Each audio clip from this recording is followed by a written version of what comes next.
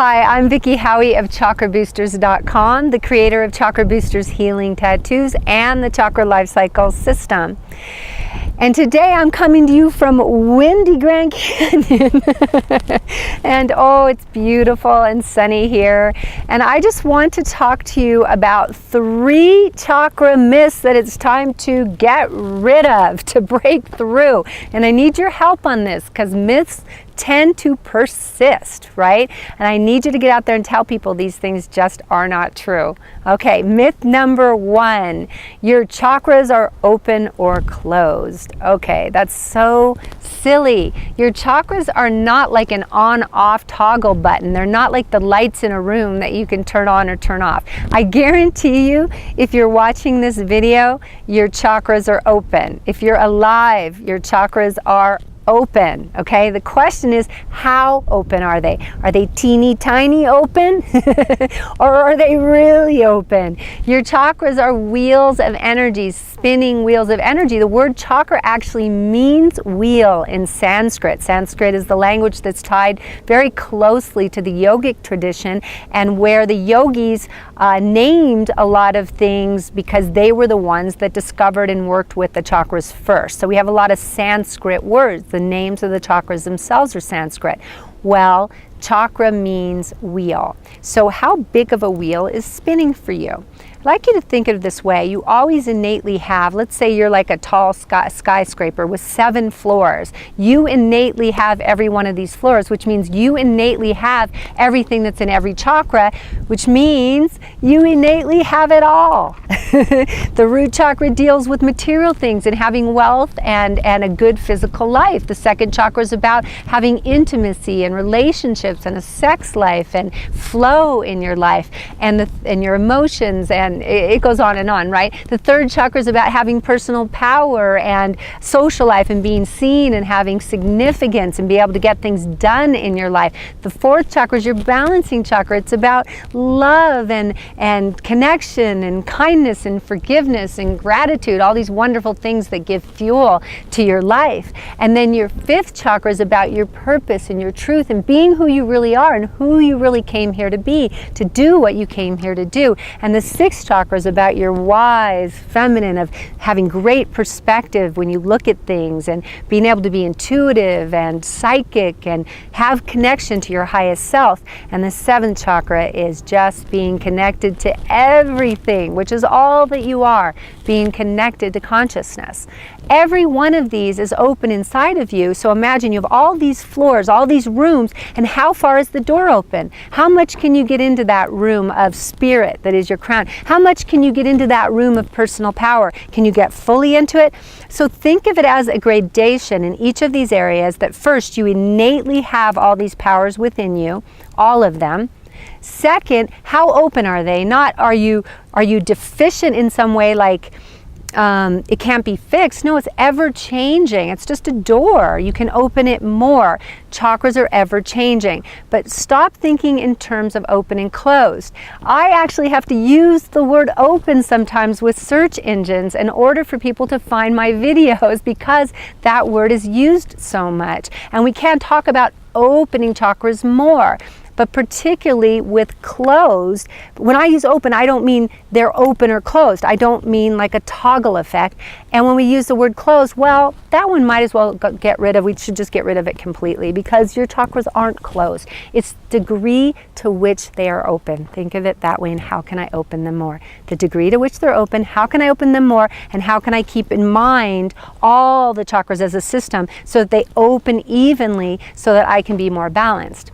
All right, so that's myth number 1. Let's let go of this toggle idea of open and closed, and especially the idea that your chakras can be just all the way closed. You're alive. Energy's moving through your chakras. Okay? The second myth is this idea of underactive and overactive. Now, this is a little more subtle. There's only one really good chakra test I know online, and that is at eclecticenergies.com. Energies.com. I love it. I'm not related to it. There's no money involved. I'm not promoting it. I'm just telling you it's the only good test that I know online. But because it's a test, it quantifies. And when it quantifies, Once you get over about plus 50 in any chakra, it starts to say that you are overactive in that chakra. And I want you to think of it differently. Never just take test results and say, oh, I'm overactive in this chakra. Look instead at all of your chakra scores. Whatever your predominant range is, let's say you have anywhere from negative 100 to positive 100, like the test I told you about. Well, it starts to say that it's active and open around approximately plus 25 or 20 and plus 50, maybe 55, somewhere in there. That's considered open, just open. And then after that, it says overactive. But let me tell you, we are all moving up in our energy fields. It's a good thing. We are all becoming more light energy because that's what the planet herself is doing right now. We're moving through the galaxy and we're getting into lighter areas and we're becoming lighter and more conscious. So this means our chakra scores are going up overall. Okay? And if you're actively working on yours, like I've been working on mine for 10 years, mine have gone up immensely. And they've gone up across the board as a group, especially the root that I worked so hard on and was so weak at first, but they've all gone up. And so now, if you see scores of, say, 75, your test might say, in the one I told you about, overactive, overactive, overactive, overactive, overactive. When you see that, overactive across the board, it's not overactive. Think about it. It's balanced. It just means that we're in a higher energy field. We're moving more into that superhuman, we always say supernatural area of life, but natural is natural. This is just really, really natural, becoming more human, more natural, becoming into more of our abilities. So if you have across the board higher scores that might say in a test, overactive, get this, if they are even, you are not overactive. You are very, very balanced, and you are ushering in the new era of higher energies, balanced higher energies. So the field is what you want to look at. Where is your average? You might want to figure out your median level in any of your tests. Or if you're doing like a pendulum test, really look at what's the median size that you're getting in a chakra spin. Like how big are the wheels of your chakras? And then feel into that. And then if one's really, really big, okay, maybe that one is out of line with the rest. It's a little overactive. And so you will want to bring the others up more than even bring that one down. Okay? So the way that we use the words underactive and overactive need to be revisited. It's a myth that your chakras can be overactive when they're all boosted. When they're all boosted. At that point, it's simply a really supercharged, I call it supercharged chakra field. And that is always a good thing. That's our future. Okay. Myth number 3. Are you going to help me with these? The first 2, you're going to debunk them and get them out of here, right? You're going to tell people the real truth. Well, here's number 3. That we need to move up through our chakras to be enlightened. Well, I could go on and on about why that is the story, because it was true literally for thousands of years. We were gravity bound. Most spiritual writings and spiritual practices were done more by men than women. And men are in their root, their masculine chakras, by nature, hormonally, more than women. So they really wanted that feeling of lightness and connection to the divine, so they wanted to move up. And generally, the whole planet was more gravity bound, by far. And so we wanted to move up. So everybody needed to go one direction, and that direction was up. And things have changed immensely. As I just told you in myth number 2, we're becoming more enlightened and active naturally. The planet is lightening up. We now have Wi-Fi. We can get ideas and messages across the world instantaneously. It's a different world. So now we have to actually look to see where we need balancing in our field.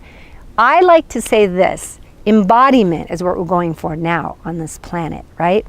I like to say that embodiment is the new enlightenment, because there is this idea on the planet that it's so old, there's like this chakraism, it's like racism. So really ask yourself, do I think that higher is better than lower? Does the word higher Does the word enlightenment, does the word getting lighter, does the word, because in energy work, almost all of the positive words are on the masculine side, right? Like even if I say I'm going backward, that has a little bit of a negative. I'm going backward, but I'm going forwards sounds positive. Forward is the masculine energy, and backwards, in the field of forward and back, front and back, backwards is the feminine. Left is the feminine, right is masculine. Masculine is right, quote unquote right, correct, right. Left in French means, gauche means awkward, okay? So we have this judgment around the feminine side of the energy dimensions, and we think going up is better. But the truth is, an inhale is not better than an exhale. An exhale is not important or better than an inhale. They're both needed. And the truth is, we have been doing it unidimensionally. We've been going up for thousands of years now. So it's time to come back down into our bodies, live in our bodies, be spiritual in our bodies, which means bring heaven onto earth. We were seeking to move out of our bodies. Classical yoga just really brings us beyond the body and back to the divine. But the truth is, we incarnated for a reason, and it's time now for us to come and bring heaven and all of our spiritual energies directly into our bodies.